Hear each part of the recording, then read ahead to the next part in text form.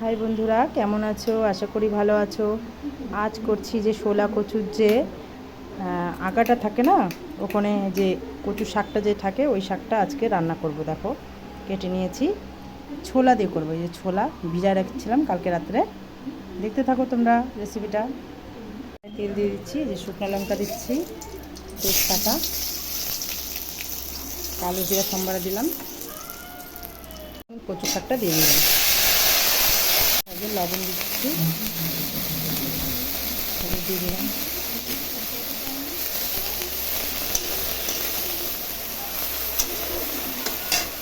বলে এখন দিয়ে দেবো।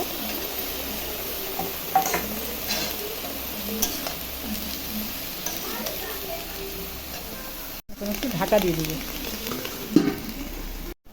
দেখো বন্ধুরা, অনেকটা জল শুকিয়ে গেছে কচু শাকটা। এখন একটু চিনি দিয়ে দেবো,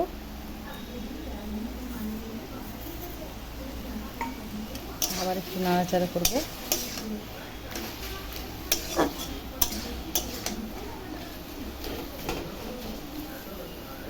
এই দেখো বন্ধুরা, আমার কচু শাকটা রান্না তৈরি হয়ে গেছে।